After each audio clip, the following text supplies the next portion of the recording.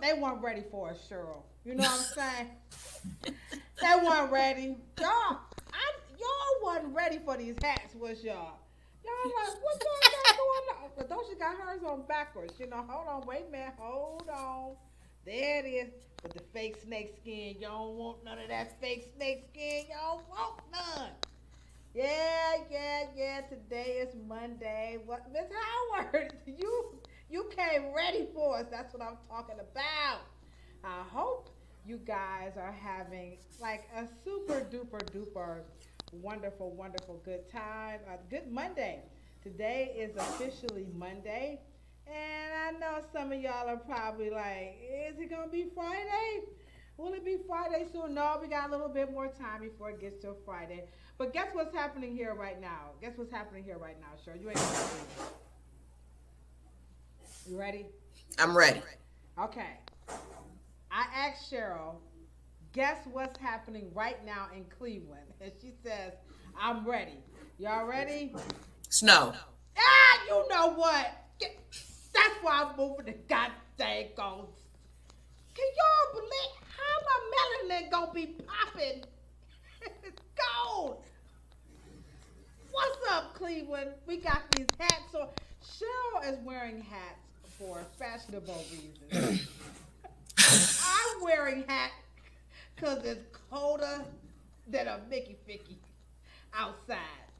Yeah, they say Cleveland, we're supposed to have some snow, some little flurries, and I'm telling you, it's just God. It never rains in Southern California. California. Absolutely. That's what they tell me. Oh man! But you know what they say? A snowy day is no match for a sunny disposition. That's right, y'all. It's all good in the neighborhood. It's all good because we got bright ghetto, fabulous hair popping off up in here. I got my little Key Lolo hairstyle jumping off. So we ain't gonna let the sun get us all upset. It's all good. Life has you lemons. Go ahead on and bring out your African centric glasses. Put a little lemon in it. Make a little lemon water or tequila. Tequila. Yes. Yeah, make tequila. It's okay, guys. It's okay. It's gonna snow, but it's okay. It's okay. It's all good up in here. But we have like a really really cool topic that's gonna be jumping off tonight. But before we get into this, how's the weather in San Diego? Make us jealous for a minute. Well, it's 72 It's and 72 sunny. and sunny. Come on, y'all, put some H's up in here for some hateration. We need some haterade up in here. No, but yeah, I know it is what it is. Don't hate the players. You don't hate the weather. Don't hate the player. Hate the weather. Hate the weather. Hate the weather. Speaking of hate, we got a couple of hates that we're gonna talk about before we get into this wonderful topic. By the way, welcome everybody to the dopest podcast. We're talking about the dumbest ish that folks say about black hair, and today we're going to be talking about them edges. That them headlines. We're going to get into it. Nice and tough. So welcome LinkedIn, because I know LinkedIn. We got the trollers on LinkedIn, but we love you guys anyway. We know YouTube is always representing baby baby. Facebook, what's up? Facebook is in the house. We are so glad to always see you guys in the chat. But we talk about some fakery up in here. Did you see Herschel Walker? He pulled out the fake badge. Like, hold up, wait a minute, Warnock. I got the real badge. Check it out, y'all. Y'all can't see that badge, can y'all? The What's up? commentator. Come on, talk to me about. Come on, Herschel. Remember the hype man? The trophy we just. What happened? What happened when Herschel was You black? know, didn't we have a standard of, are you embarrassing us? Are you? Are we not embarrassed anymore? Like he doesn't have an uncle. He doesn't have an aunt. Miss Howard, come on, quit being quiet in the chat and go on and Doesn't he tell have us. a mother that says, uh, Herschel, what you on that TV saying and doing? What what did you put out? What about that? You know that little nephew, that little kid that just remember everybody in their family has a little kid. Like I'll tell you, here's a true story. I'm in a hair salon, so y'all know I think my hair is on fleek, right?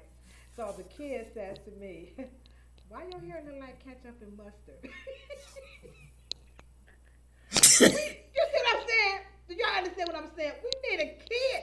This is why I keep children on my books. I keep children on my books deliberately because children will tell you about your raggedy.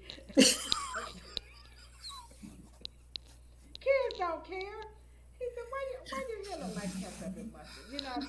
So what's going on with Herschel and I don't know. I don't know what's going on with Georgia. Georgia, Georgia, They're Georgia, having a Georgia. time Well, down Ohio, there. Ohio, we're not far behind. You know what I'm saying? I mean, I'm sure none of us are, but the quality of it just seems people who like are, I think I it's don't know because what made him think, or somebody else made him think, that he was suitable for public office. well, mm, Oh, not the hold on, now champagne. I gotta watch that taking that swig of that tequila. Watch out, Miss Howard. I'm gonna be turned before this live over with. Already on that. Teach y'all a little toast before we go out of here tonight. A little toast. Now I wait till my birthday for the toast. But anywho, so here's the thing though. I think that when it comes to voting right now, it seems that you have like this is a very obvious split. You have people who are extremely disenfranchised. They don't care. They're not interested in anything with voting. And then you have people who are, definitely for voting. And I'm just not understanding. I know people are like, I'm not getting into politics and voting ain't never did nothing. But, I hear people say this, all the people in my own family. But I just have to say one thing. You're reaping the benefits. I just don't understand how people can be so whatever about Well, let's say this.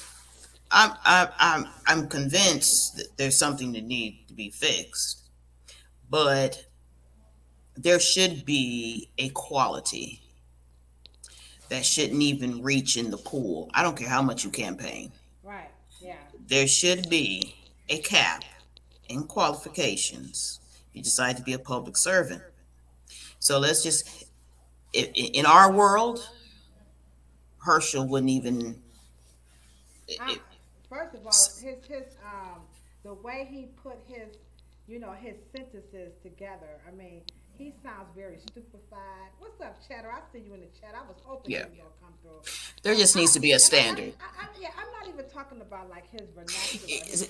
That But ain't but he wouldn't even be a candidate for a school teacher. So if you won't even be a candidate for a school teacher, um, it's just common stuff.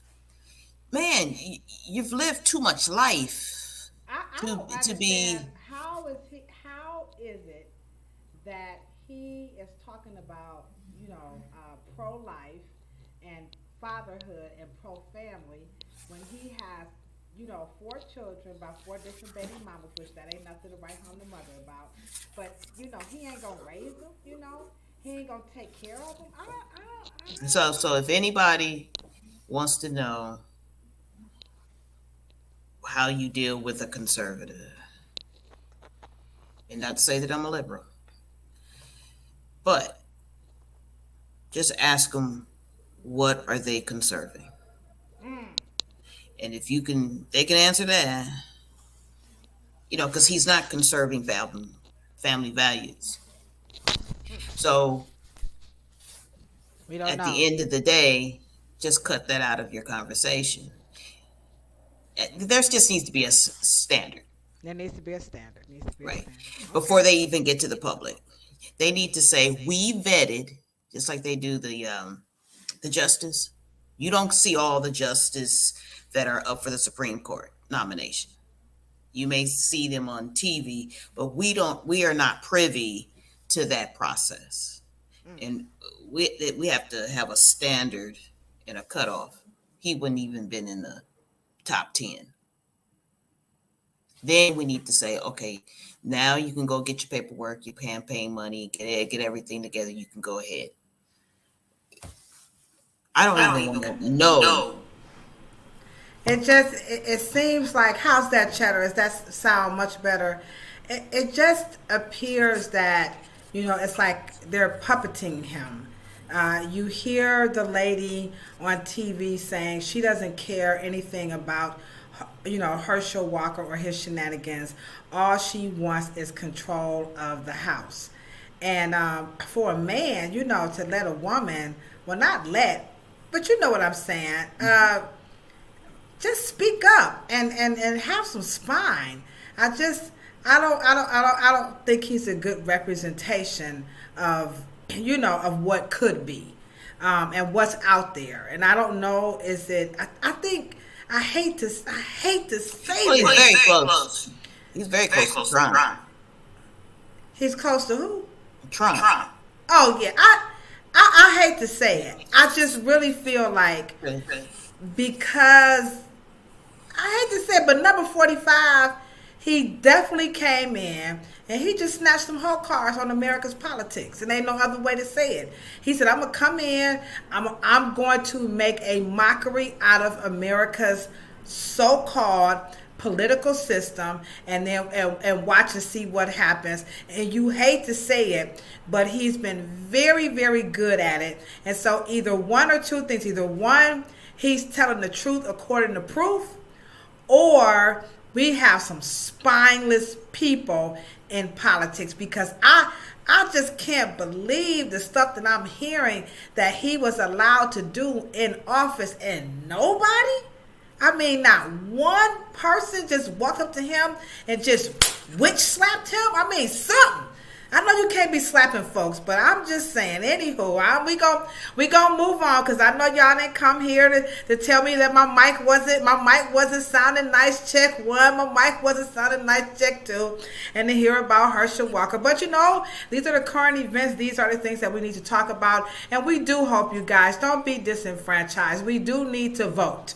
It may not be the perfect system. We can go on for days about voting, but right now, we got. CMB! We got, y'all. Come on, y'all. Get y'all asses out there and vote. Take them kids out there, y'all vote, and do what y'all need to do, because this ain't no joke out here. But what also ain't no joke out here is these edges. Now, I know you guys are in the chat. Let's get some super duper shout outs right now. We got my homegirl, Miss Howard. What's up? What's up? We got my homegirl, Cheddar Bay Biscuits, in the house. Liz Marie, I'm so glad to see you back. We got Black Beauty Culture of Nova Scotia. Hot damn, ho, here we go again. I like the way that sounds. Black Beauty Culture of Nova Scotia. You need to put Ladosha on it. Check this out. Here we go. Black Beauty Culture of Nova Scotia, a.k.a. Ladosha. That sounds kind of dope. Black Beauty, come on, give it up to me. But thank you so much, guys, for coming on into the chat. We're going to have a wonderful, powerful, mighty discussion about your hairline and your edges and so on and so forth. I'm even going to see if I can bring in a video that I saw on YouTube of this thing called hair restoration.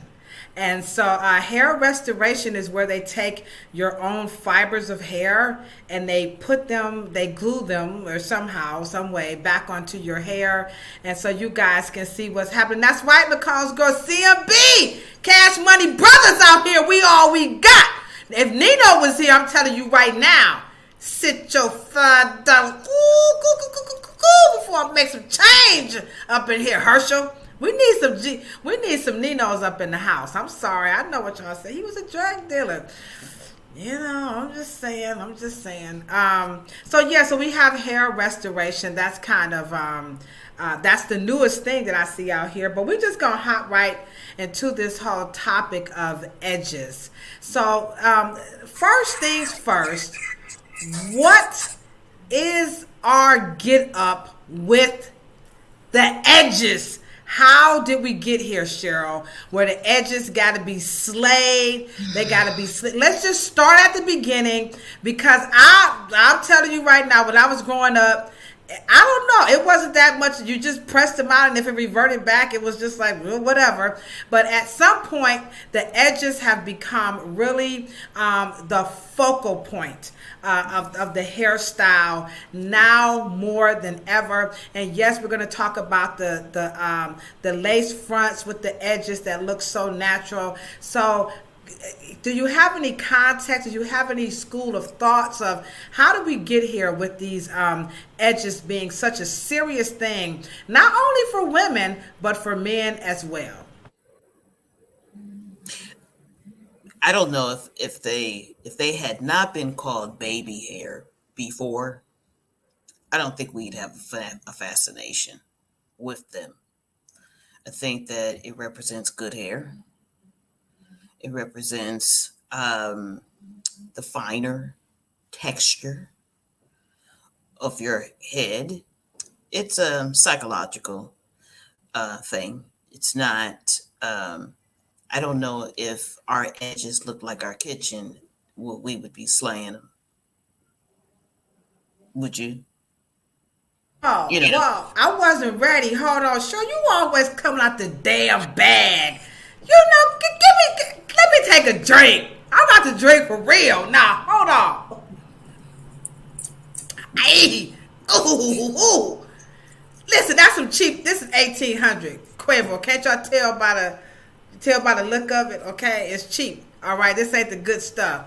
For I know, Liz, you just came out the. First of all, you need to prepare us for what you are about to say.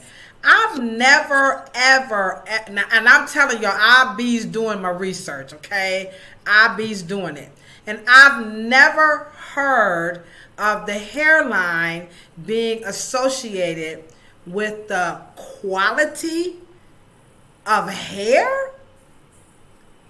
Well, let me ask you a I question. mean, say, Would most people turn their back of their head to the front? Or they take the texture of the kitchen and put that?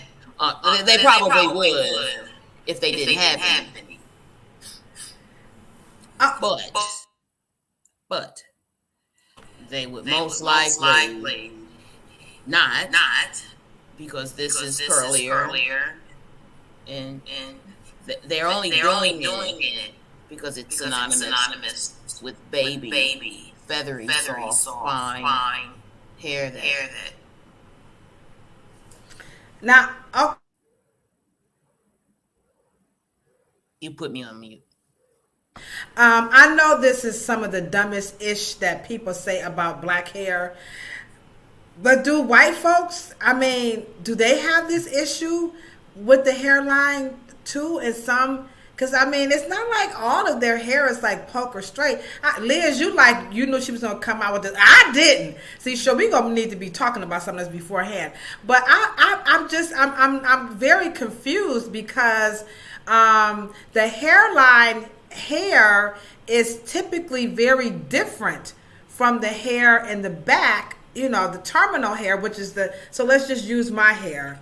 So this, I don't have baby hair. Maybe that's what's wrong. But that hairline hair is very different from this hair back here. So how could the psychological or the psychology of it be that if you see this soft downy hair that it somehow lends into the quality of the rest of the hair? So just because some people, we got some troll, we got people that are watching, so we just kind of want to understand your psychology and how you're explaining that this is all about grades of hair, when to me I would not go there because those two textures are so obviously different.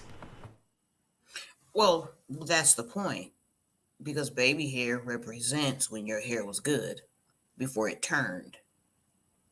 So that's why it's akin to the term baby. It's the hair that did not curl up and become mature, like in the middle of your scalp or in the sides or around the other areas of the scalp. The problem is that they don't realize that everybody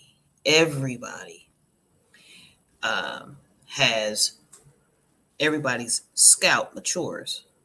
And so, but we also have to understand that the scalp is anatomically different as it goes to the frontal curve of the skull. The bone part, the connective tissue gets less. Okay, so that is why when men start to bald, they don't bald on the meatier part of their head. You can't grab the skin here, but you can grab the skin here. You can grab the skin here, but you can't grab it on the top of your head. So the connective tissue matters. It is the wet, fatty tissue. That's where the buffer, and you get most of the hair that retains, no matter if the hair is receding. But everybody has a curve. Even I have a curve. It's not a lot of curve, but it goes in here. It goes straight, and then it goes in, and then it comes out. And so when they're talking about that, that is akin to hair. Oh, there's a part of my hair that didn't change. It stayed a baby, and that is akin to, in our culture, supposed to be good hair. And so that's why they pull it out away from the adult hair and create this. Because if you notice, babies don't have baby hair. We don't make a difference. We don't put baby hair on babies. We end up throwing their stuff back, putting them in plats. We just brush their stuff back. We don't care. We do not peel out front hairs on toddlers. Ain't no toddler walking around with no hair and then curved. We don't even do that. So Okay, I'm following you. Are you guys following this? All right, so this is very, very interesting because we do see this, particularly now. I'm going to work my way backwards on this conversation. So now now this is Cheryl's school of thought. Now, if you guys are kind of feeling what Cheryl is saying, I see you, Liz Marie. You said you already knew she was going to drop the bomb. McCombs girl, you definitely she feel. Anybody else in the chat is feeling what Cheryl is saying? Go ahead on and put a thumbs up. Like I'm feeling it. And speaking of thumbs up, please don't forget to hit the thumbs up button. Go ahead. What are you going to say, Cheryl? no, there's a thought. I don't even know if boys have baby hair. Do boys have baby hair? And see, that's when we start thinking about things like that. Is that women, grown women, it's a fascination between women who are about 18 to about 40. They have a fascination of hoping that they are gonna show everybody that they have two textures on their head. But do men? Why don't men and males do that? Because it's not beauty and it's not something physical. This is something that is psychological, that is inborn into a culture.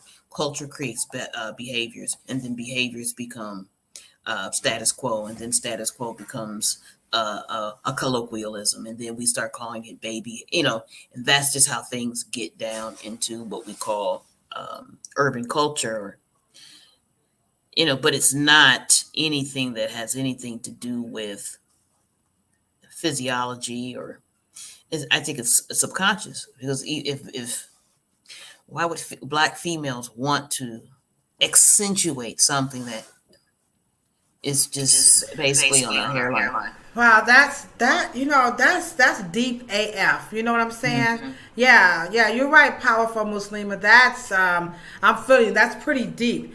And I'm thinking of the age bracket that you gave, younger than up to your mid, 40s. But to be honest, I would go older, because in the hair salon, we a young girl. We have younger people, and so I should have brought the brush, but they have a special brush that's used to, like, like slay the edges. And so as we move through the conversation here, particularly, it's now really, really, really prevalent in your lace fronts.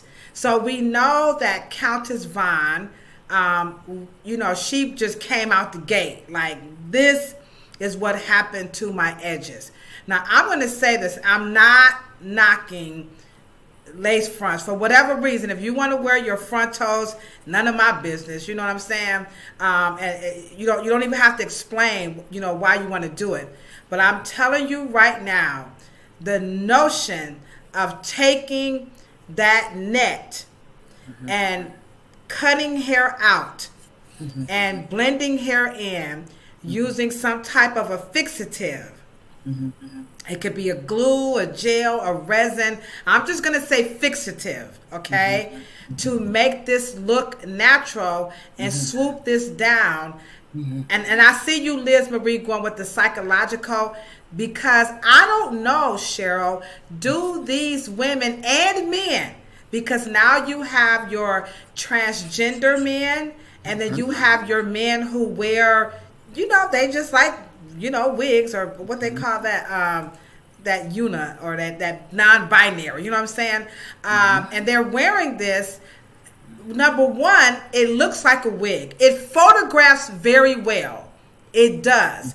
When you take a picture of Megan Thee Stallion or Cardi B or just the everyday influencer, it does. It photographs very well. But I don't know if they realize in real life how artificial that looks and how dangerous. So talk to us about the dangers of gluing something to the hairline and using something like that. You can use the alcohol solution, or they actually have something that kind of loosens it up, and to get this off. So talk about the dangers and of gluing this to the hairline, even with approved, medical grade or some type of hairline safe grade adhesive, because that's what they're saying, that these types of resins are very safe, or fixatives, they're very safe for the hairline. Talk about that.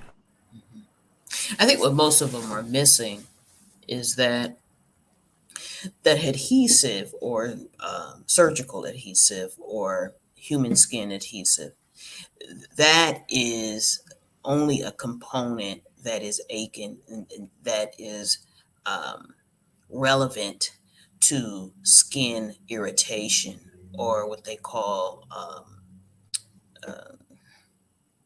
your maybe the ratio of whether you will have allergic reaction.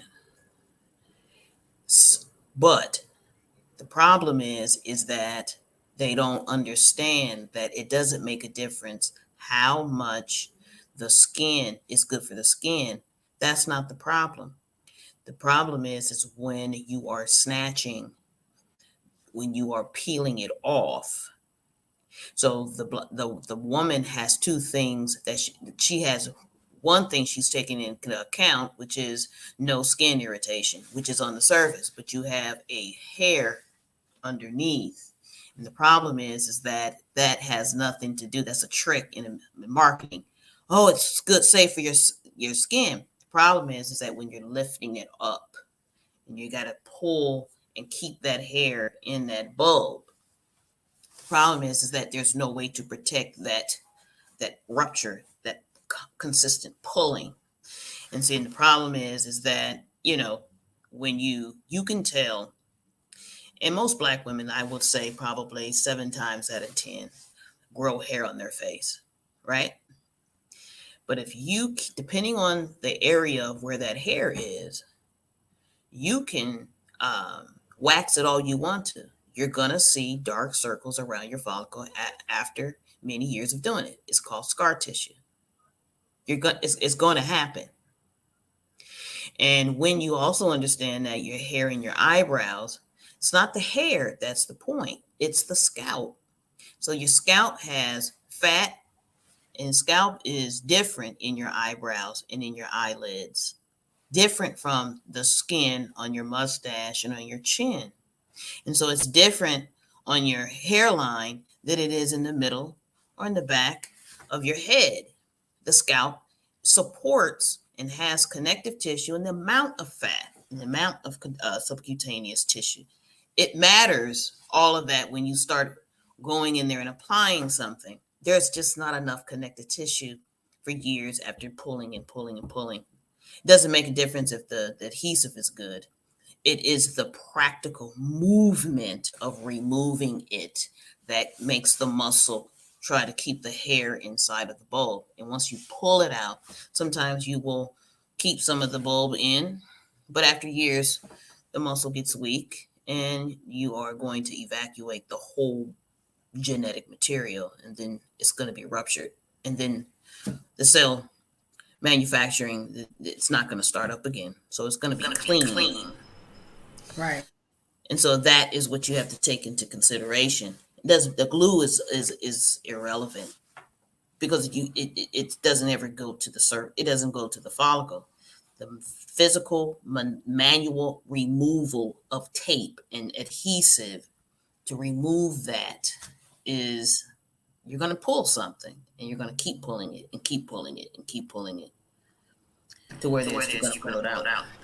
Yeah, I don't, when I think about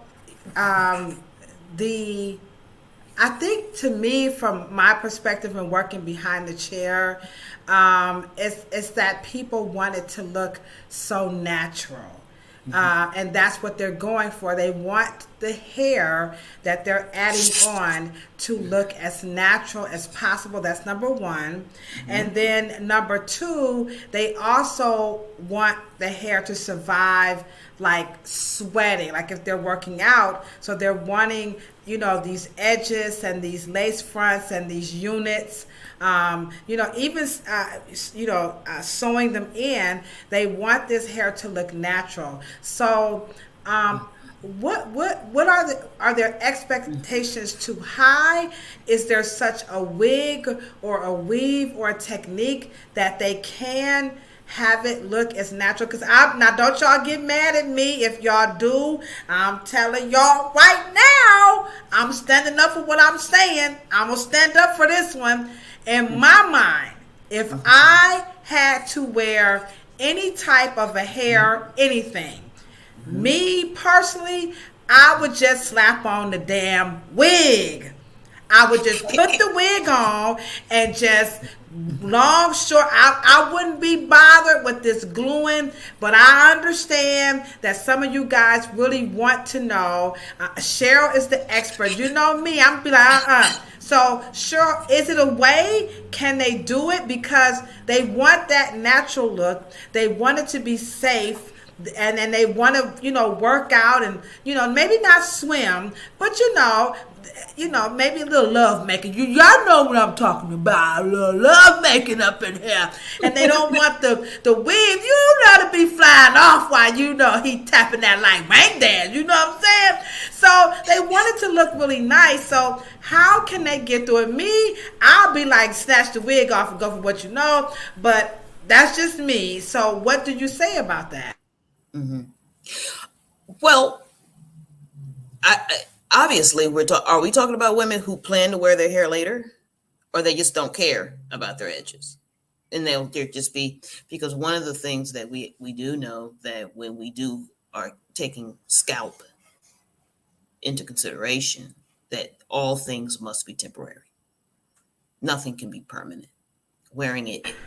I don't think they think that is going to be permanent. I just don't think that the women foresee this down the line. Because when they come in, like, I'll have women that have, I'm talking about the hairline is gone. Mine is like, lined up, okay? I could not do this and, I'll get some fuzz. But it's really, really gone. And they believe that I can do something to make this come back.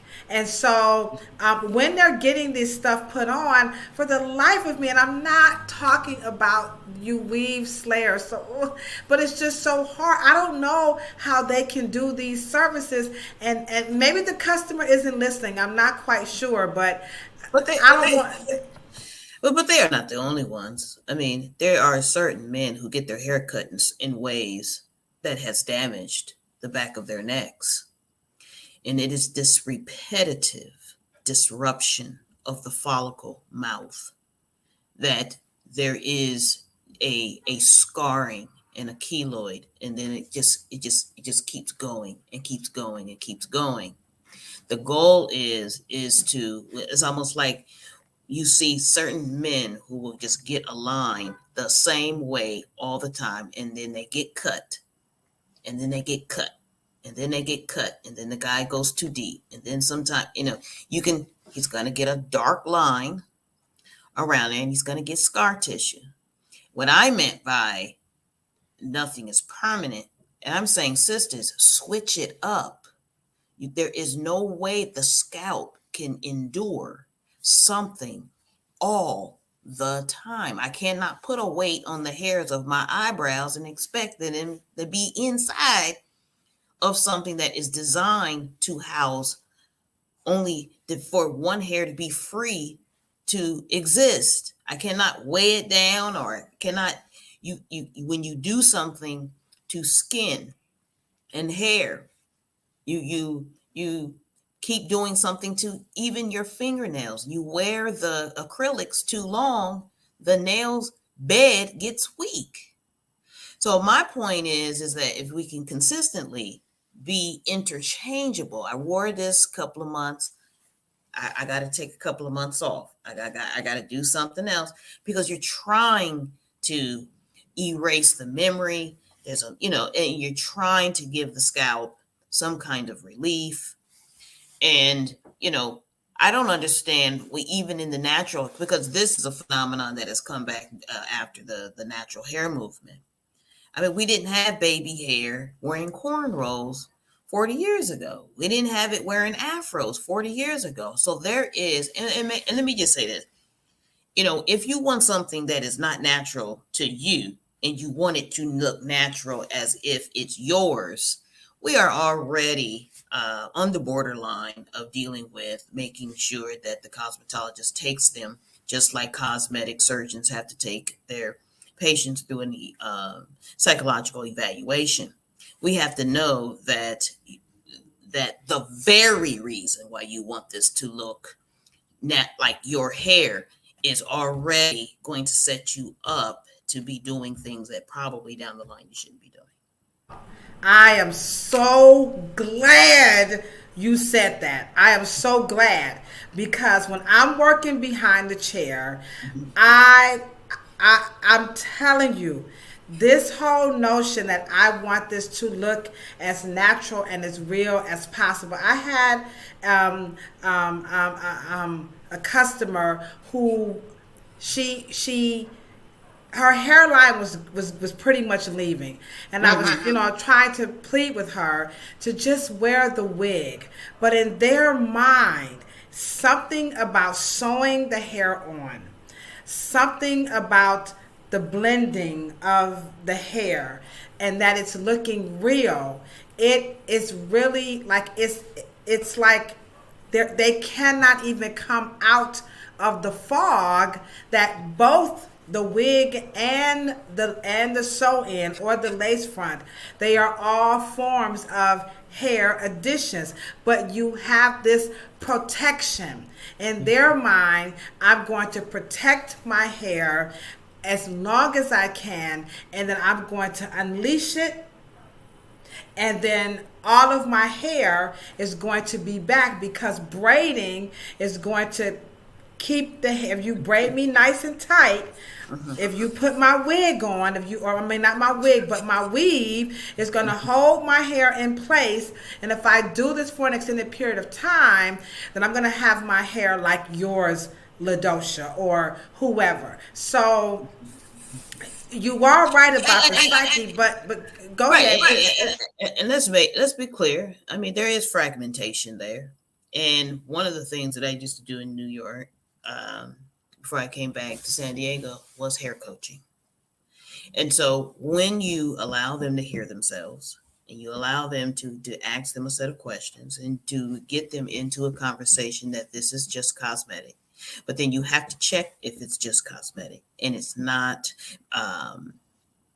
submerged into some self-esteem and self-value and self-worth. You can check those as a cosmetologist. And you also can deal with that there are some dysmorphia issues, because we understand in this country that image makes you compete for jobs. It says other things like ageism, and it makes you say something that, I have to compete, with my marriage or whatever the case may be. In hair coaching, especially when I used to do couples, most men, most spouses, especially if they are, have wives that are what was experiencing or going into menopause. Men actually wanted her to simplify the process. They didn't like the difficult process because they understood that how much she was suffering and going through all these mental changes. Hold on, ladies. Wait a minute now. Wait a minute. Ladies, I see y'all in the chat hyping each other up. I see y'all. Now, ladies, answer this question. Does your significant other prefer your hair or the natural hair? That's number one, okay? And then number two, do you give a flying flute fart about what he wants or not wants with your hair? Because I do have customers who say that their significant others want the longer hair. So ladies, drop it in the chat. What does your significant other like? Because I hear what you're saying, Cheryl, but let me just say this. Okay, go ahead. According to my statistics, and let me just say this: I'm not. I'm neutral, and I have, as a hair coach, you have to be neutral.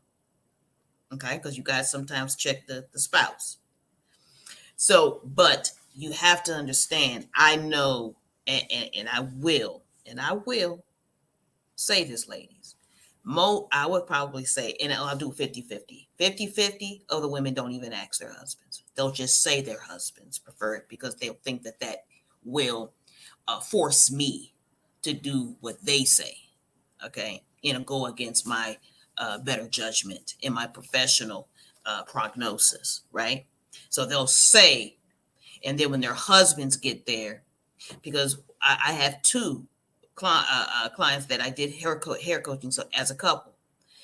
Do you know that the husband was the two husbands? They were married over maybe 10 years. They're not new husbands, okay? But it wasn't about them caring, because of course the husband understood that this was her choice.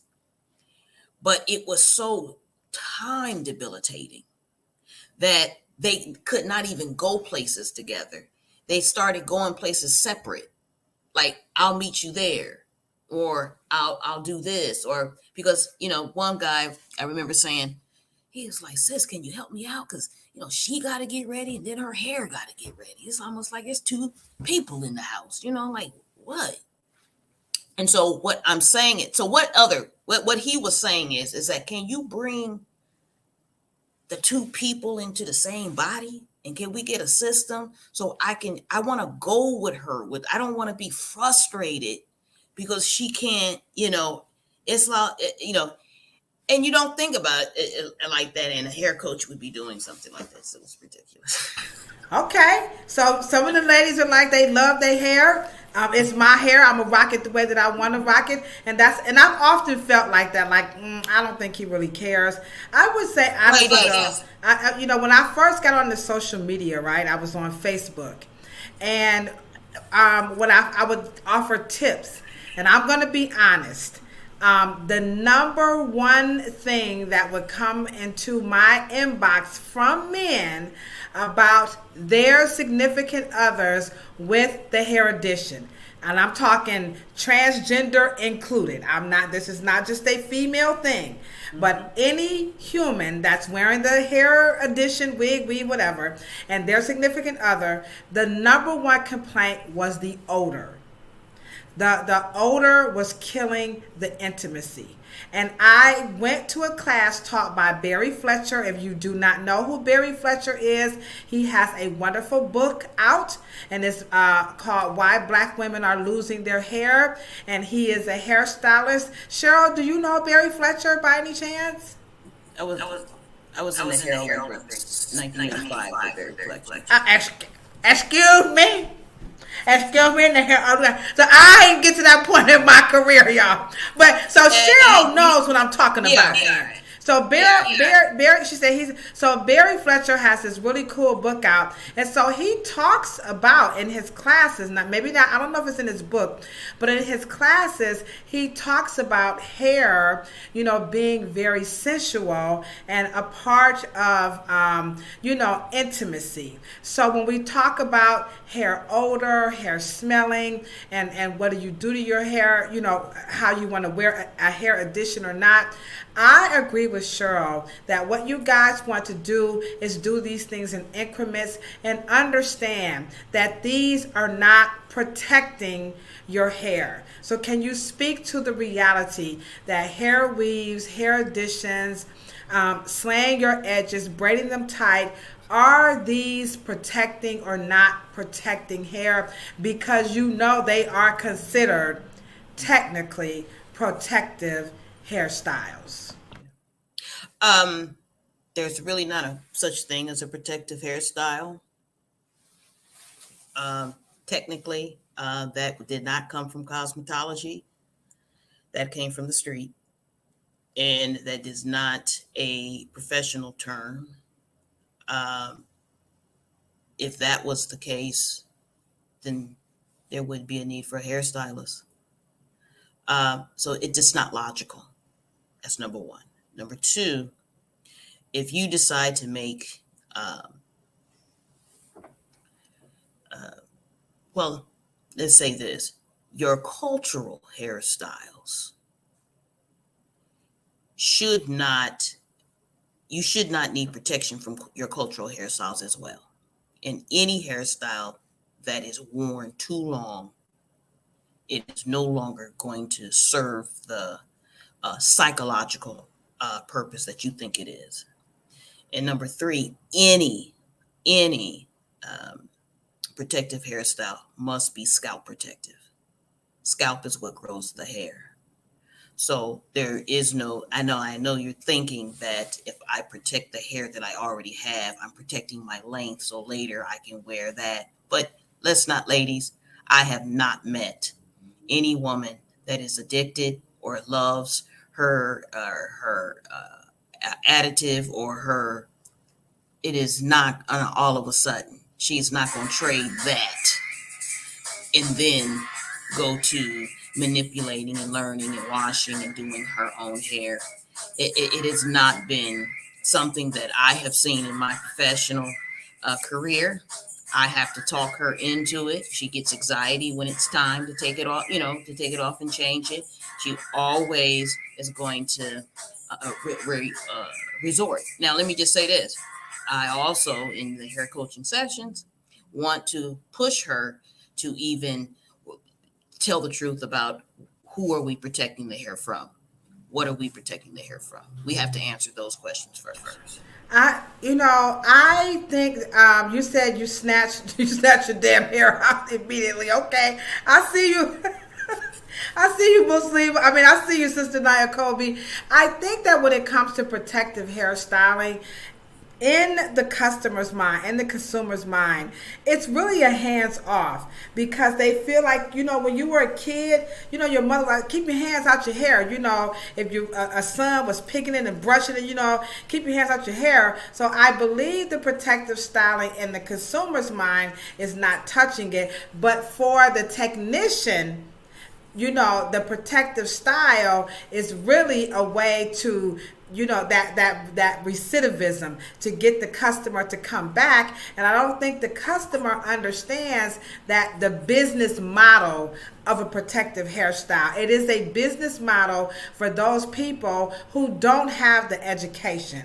And when you talked about licensed cosmetology, like we don't have that term, these are the things of what we're talking about in our documentary, The Narrative, which, by the way, if you have not hit the thumbs up button by now, please do so. If you have not checked out our trailer, please, now is the time after we're done to go and check the trailer out and give us some feedback, because these are some of the topics that we're talking about when we talk about this natural hair movement. And you have licensed cosmetologists, borrowing terms from the streets of hairstyling, the kitchens and the basements, and you're bringing them and you're weaving them into the behind the chair.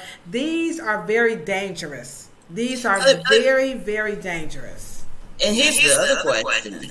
Can you imagine a black woman who believes that protective hairstyling is logical or such thing? Can you imagine her talking to the person that the hair that she sewed on is actually in their head? Like, what does she do to protect her hair? You know what I'm saying? Like this culture of, like you said, business model, it is a subculture. It's made up, and it's just. And I will be. I agree with Ladosha. It just disassociates you from having to do your hair, and you're dissatisfied with the image your hair gives you, and you want another image, and that's fine. But when we are not aligned with our truth, it allows us to get into hair disorders and conditions further down the road. And then we have to fix that. And then you have a mental disalignment or distortion that comes with that too. Right. And you muted yourself.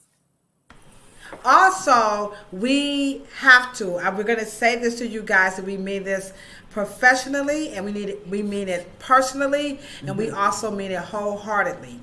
Please do not go to these people who are calling themselves hair restoratives, people who can, make your hair, grow back and do all this stuff. And I have my book here, by the way, What They Don't Tell You at the Hair Salon. And I named it that for a reason, because we do tell you guys a lot of stuff at the hair salon. Like, your hair grows for free. You don't need to pay somebody to do this. And Cheryl's going to go into why that is. Now, if you guys saw the video, the lady was saying that you can put these oils onto your hair, and that, for example, she said grapeseed oil, the clinical studies, and she did the clinical studies herself. She said this, and that the grapeseed oil has clinical studies where it's proven to grow the hair back around the hairlines at 200%. So talk to us about the dangers of that type of a statement, and why you guys, please do not, I repeat, do not go to these people who, the hair grows back while I'm working on them. I don't have growing hands. I let y'all say it, but I don't have that, okay? So Cheryl, talk about oils and stuff that can make the hair grow back, and these experts, these trichologists, these natural hair gurus and technicians who can make hair grow back. Is that snake oil for all intents and purposes? Well, I will say this, and the reason why I created cosmetic trichology is for us to not box ourselves in as professionals, as and any practitioner in beauty is to be able to have a larger language and lexicon, professional language, match that with what you sit and hear that the client is telling you. Be able to diagnose, then be able to prognose.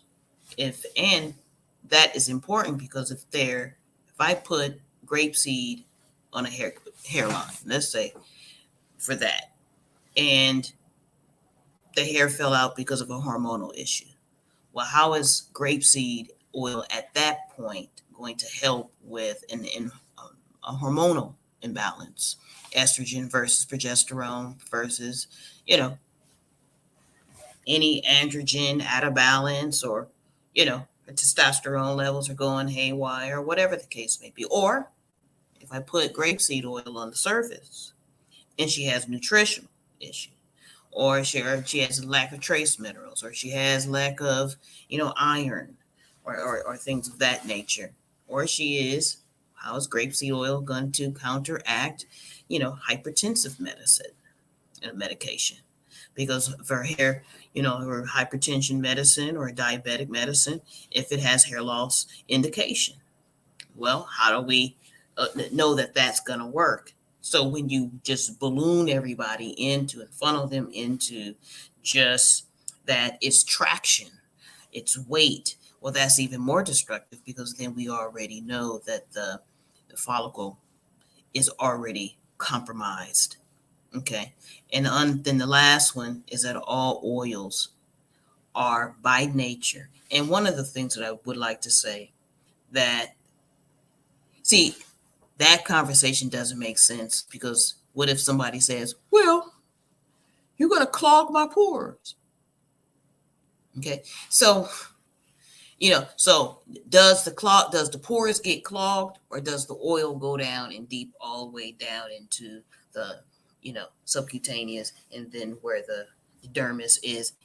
We just say things that don't really make any sense, because your immune system already has a time and a place where it's in different phases and rest and growth, and then evacuation.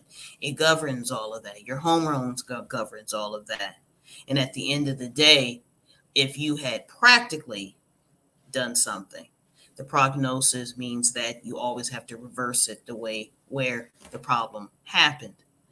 So there is no topical, unfortunately. Dermatology has already tried to do that with retin A and all of the other steroidal. The problem is that you may have some kind of stubble, guys, but the problem is it will be a stubble and not the same as the hair you're used to and want to style and hot curl and everything, of that nature. So let me just say this. And the problem I have had is that I want everyone to, and who is natural, clinician, trichologist, a hairstylist, whatever they are, I want them to come to the table so we can understand Afro-cosmetology. And I'm not implicating anyone. What I'm saying is that I understand that Afro hair, which is the first human hair, the only human hair on the planet, has not been taught clinically, scientifically, and medically, anthropologically. It is not taught. And chemically, it's not taught. So we don't necessarily have to get into a thing about, oh my God, and that's why it hasn't moved. And that's why all these snake oil things are always in place. Right. I think what we want you guys to understand is that oils, they definitely serve a purpose of coating the hair. So you can use oils on your hair that's going to coat the hair. And when you coat the hair with the oil, what it does is it reduces the friction, so that as you braid it or you turn, you're living in it, you're scratching it. So the hair isn't physically rubbing out. And I wish they would just tell the truth instead of as my homeboys from the pseudo killers say, that's lookership. You know, you can't look at this situation, and I just think it's very, very dangerous. I want you guys to just be careful out here as you look into it. Let's move over to hair restoration, and can that hair really grow back? So you've got some people who've been, you know, getting the crochet braids, the locks, the twists, you know, the protective styles. They're doing all of these things. They want to restore the hairline, and they want that hair to grow back. So now, you know, let's answer that question. If the hairline has been compromised, you know, can it grow back? And then we'll go into the efficacy of taking your own hair fibers and gluing them in, particularly men and women, you know, into those spots to try to, you know, camouflage or blend in, you know, where the hair has, you know, the hair is lost. You notice that it is very hard to camouflage hair loss at the front, 2 points, until about half the apex, because once it degenerates and implodes, you have to find the hole, you got to find the follicle, and it's no longer there. And so the key here is that why does this, and let me just say this, why does the hair, the follicles on the hairline, where does it stop, and where was the hair, where does it begin? And once you define that, it is very hard once and a ruptured follicle is not the same as a follicle that just slowly begins to degenerate. You had a open follicle and there is a complete pull. Okay. When you pull something, when you rupture something, immediately your response, your autoimmune response, the autoimmune system says injury. The moment you do that, because it's not natural. And so the body thinks that it's an injury.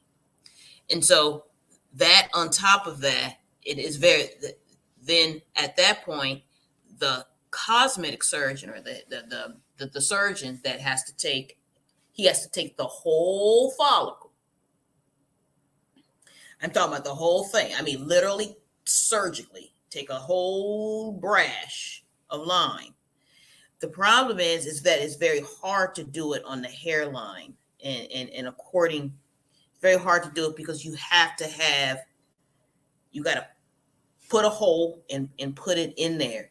Let me interrupt. The Bosley people gonna be mad at you because Bosley and them say that you can follicle replace, that you can take. And I hope you guys are following what she's saying. And thanks for the compliments in the chat, guys. I hope you guys are following what she's saying, that in this follicle replacement, that you're going to take the tiny follicles where you have most of the hair fibers, and you're going to put them in the front.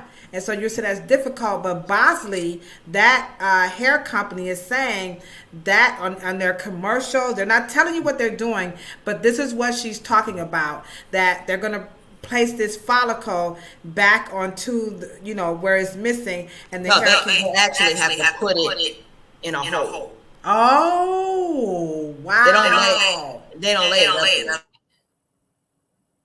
it. Okay, so if I dig up 5 trees, I gotta dig them up, but then I gotta put them in a hole, and then I put them in there, one, subsequently the other, and the other, and the other.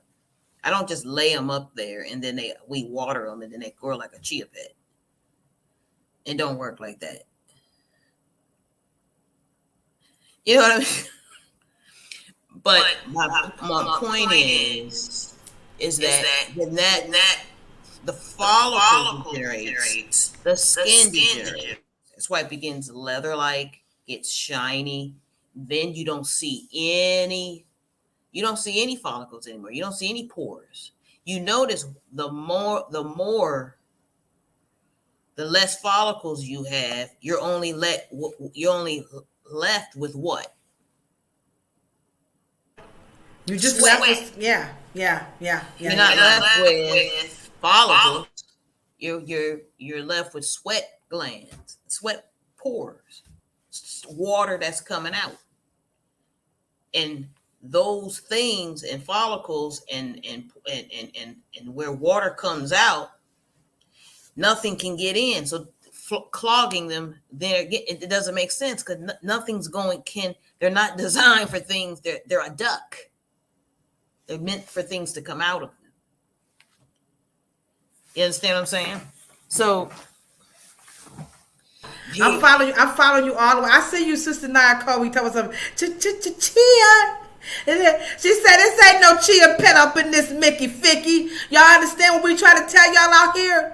You guys cannot fall for the okie doke. You gotta be like Ice Cube before you fall for the okie doke. You know what he say? You gotta let the fifth know. You gotta be unfadable out here in these fake hair care technique streets. You got to be unfadable. These people, they're going to take your money. The hair is going to grow back naturally for the free, but you gotta leave it be. Let it be. Like she said, if you're going to do these hair additions, have at it, guys. Have a good time. But only do them in increments, because if you don't, you're going to continue to lose the hair. And last but not least, we got a few more minutes. We're at 7:09. Cheryl, talk about the dominant growth pattern. And I'm going to use myself as an example. I did bring my comb here. When I was a kid, I hated hair in my face. And I would just constantly, pull my hair back. And my mom said, Ladosha, stop pulling your hair back, because that's not the way your hair naturally, falls. And so we see this a lot in these units where and hair additions, where people will want these deep parts and these part down the middles, and the hair doesn't naturally grow that way. So you see how my hair is just naturally falling. So I will go ahead and reveal my stupidity, that I continue to pull my hair back, and as you guys can see, it's gone. I used to have a widow's peak, but I kept pulling my hair back. So my mom, her resolve was just cut a bang. But let me tell you how stupid I was, Cheryl. I was like, I don't want to cut my hair. She said, you old fool ass sugar. You don't want it in your face anyway. You just cut it off. So how do we balance the ignorance of the way our hair, that it grows naturally? What's the benefit of styling our hair in its natural growth patterns? Because that's the one thing that never gets talked about, are our growth patterns, and why it's so important that we follow the way. And you took your hair off, your hat off, and you revealed your hairline has different growth patterns as well. So let's end it up with the importance. Yeah, I did that, Miss Howard, dumping in a box of damn rocks. Well, because we have a wonderful pili muscle. It is designed to pivot and to adjust. And we always forget that you can move your scalp by moving your eyes, right? Right. So there is a lot of muscle and nerve and all of connected tissue there. And so as long as and there is it's not so much a growth pattern, is that your follicles are placed in from the top of your head into a spiral. And so the reason why when you cut hair, right? When you cut hair, and see, in the hair that's on your hairline, it is not that it's shorter because of you wearing it back. It's just that these hairs cannot reach back there. They just pop, and it's just a stress point, right? It's not, because if you didn't have any hair there, my sister, it would be looking like your forehead. So you do have hair there. It's just short. and shorter than you're used to when you were younger. And plus, women do recede as well as they get older and when they gray. Okay.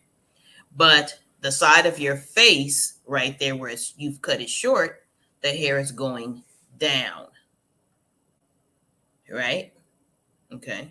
And so as it goes into a spiral, all the hairs are pointing in different directions. So when you pull something in the opposite direction and you hold it there, then the stress, the muscle just relaxes and the hair pops.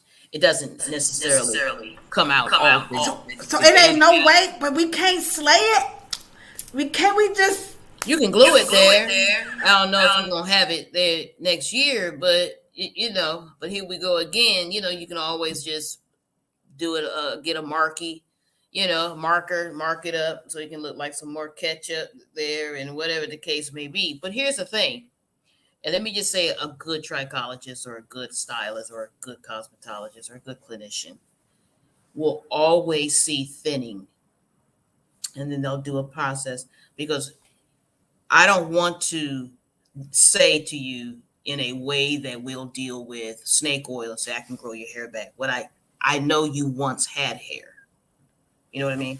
There is you once had it. So let's deal with hair loss while it's minimal. Because we don't ever say, oh, grapeseed can stop hair loss. We always say, oh, you have none. Snake oil, let's give you the promise, because you're so desperate at that point. And so, if something don't stop hair from coming out, it won't restart it while you don't have none. Does that make sense? That makes a lot of sense. I'm hoping you guys are feeling that.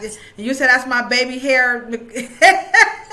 So McCown's girl, since you say that's my baby hair, that's just my baby hair. Who that is? I'm a baby hair you one of these books. As a matter of fact, I'm gonna get everybody just email me so y'all can get y'all free journal if you haven't had one. You're gonna love the actual Ubuntu Hair Love Journal so that we can have an affair with our hair. Go ahead on and email me at Ladosha Wright. It's a cool journal and you can just rock it out, on your tablet, and you can answer the questions on it. It's really a really cool tool. Also, McCombs girl, what I'm going to do is I'm going to let you get your very own copy of my ebook. Okay, the what they don't tell you at the hair salon ebook is where it's at. It actually comes to life. So email me your email address and I will email you a link so you'll get your very own ebook of what they don't tell you at the hair salon.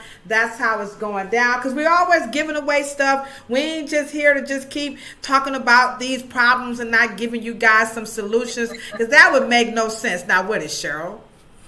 Make no sense now whatsoever. So we're going to go ahead and wrap up next week. I hope you guys were following as Cheryl was talking about, having these consultations and talking to people and going to people that's competent. But here's the big issue, Cheryl. What if the person is white and you're black, or you're black and they're white? So let's talk about this issue that rarely gets talked about, and that is, how come, or why can't, or is it true, or why is it difficult for black people to do white hair and white people to do black hair?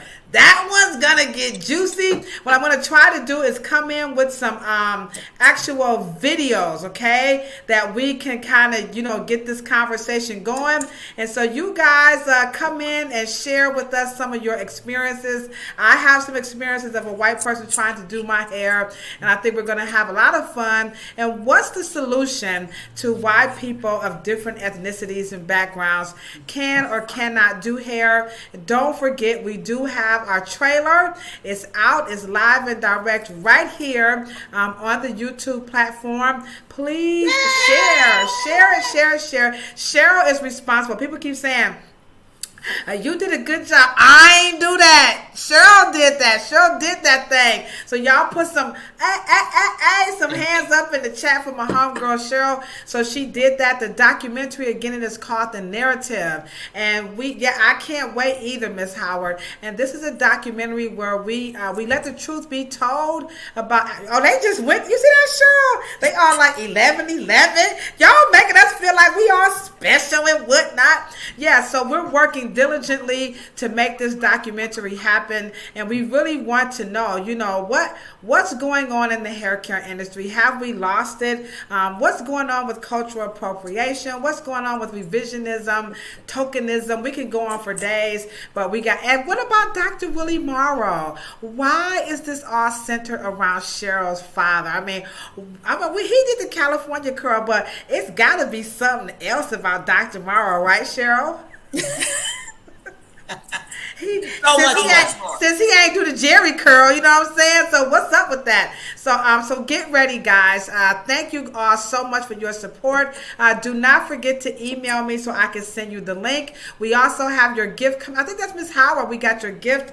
It's being shipped out. All right, guys. You know what we say when we're always signing out. Please come back and join us next week, and we're gonna have some other cool giveaways. All right. You know what we say when we're always signing out, right, guys? We always talking about a whole lot of peace, most certainly a whole lot of love. And check this out. Now that I know I got some hair up there, I just can't see it. They just short now. I'm getting my straightening comb, and I'm gonna get it going on. Okay. It's gray. You're right. My hair is white. Ooh, this hair is white.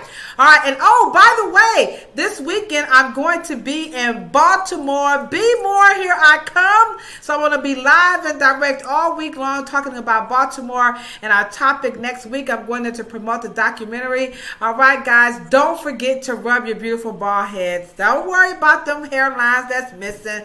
If they snatched them out, hell, they just snatched out. It don't matter, because you guys are beautiful too. And so are you. Just wear those weaves in moderations and get y'all slay on. It's all good in the neighborhood. Deuces.